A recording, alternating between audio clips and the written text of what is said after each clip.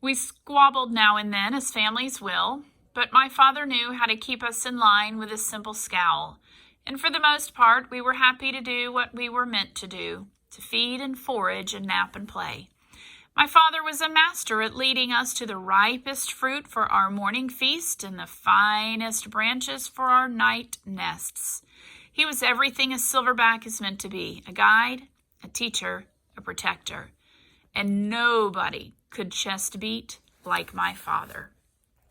A perfect life. Gorilla babies and elephant babies and human babies are not so different, except that a gorilla gets to spend the day riding on his mother's back like a cowboy on a horse. It's a pretty great system from the baby's point of view. Slowly, carefully, a young gorilla begins to venture farther and farther away from the safety of his mother's arms. He learns the skills he will need as an adult, how to make a nest of branches, weave them tightly or they will fall apart in the middle of the night, how to beat your chest, cup your palms to amplify the sound, how to go vining from tree to tree, don't let go, how to be kind, be strong, be loyal. Growing up a gorilla is just like any other kind of growing up. You make mistakes, you play, you learn, you do it all over again. It was, for a while, a perfect life. The end. One day, a still day, when the hot air hummed, the humans came. Vine. After they captured my sister and me, they put us in a cramped, dark crate that smelled of urine and fear. Somehow I knew that in order to live, I had to let my old life die. But my sister could not let go of our home. It held her like a vine, stretching across the miles, comforting, strangling. We were still in our crate when she looked at me without seeing, and I knew that the vine had finally snapped. The temporary human. It was Mac who pried open that crate, Mac who bought me, and Mac who raised me like a human baby.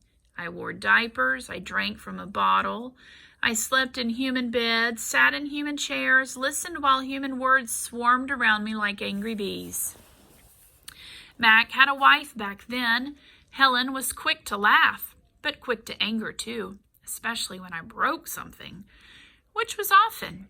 Here is what I broke while I lived with Mac and Helen.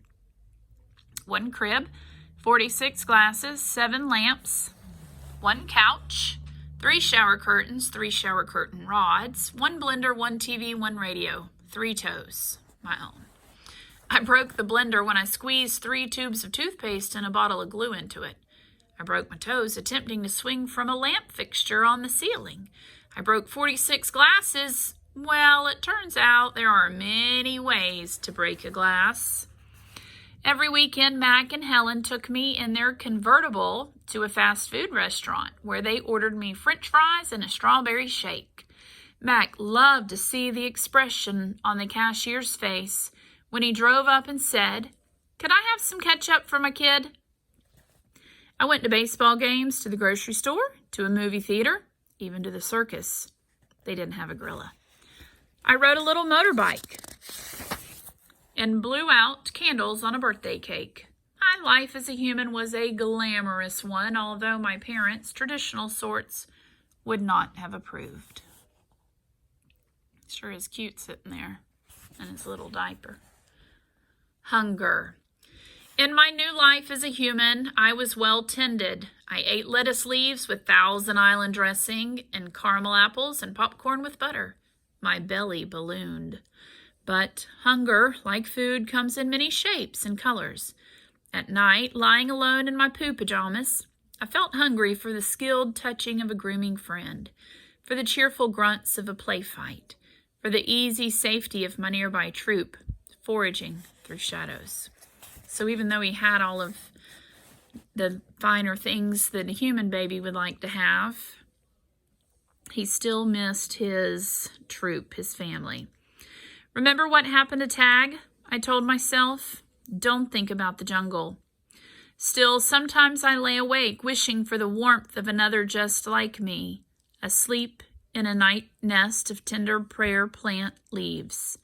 I liked having sips of soda poured into my mouth like a bubbling waterfall, but every now and then I longed to search for a tender stalk of arrowroot, to feel the tease of a mango just out of reach.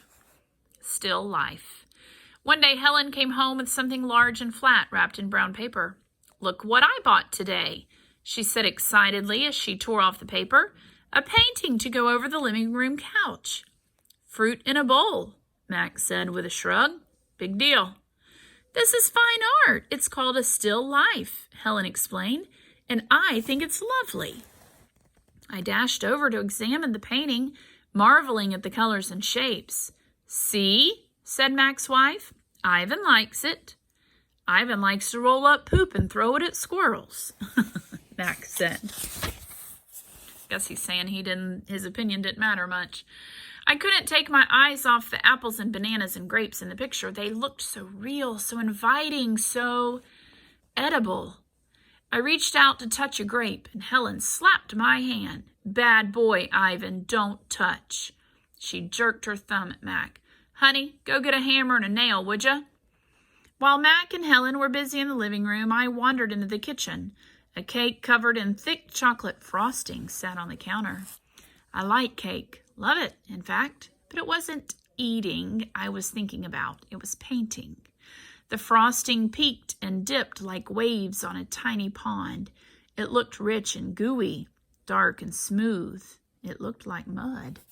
I scooped up a handful of frosting. I scooped up another. Excuse me. I headed to the refrigerator door. It was perfect, an empty, white, waiting canvas. The frosting wasn't as easy to work with as jungle mud. It was stickier and, of course, more tempting to eat. But I kept at it. I scraped off every last bit of that frosting. I may have eaten a little cake, too. I don't remember what I was trying to paint. A banana, most likely. I suppose I knew I was going to get in trouble. But at that moment, I just didn't care. I wanted to make something, anything the way I used to. I wanted to be an artist again. Punishment. I soon learned that humans can screech even louder than monkeys.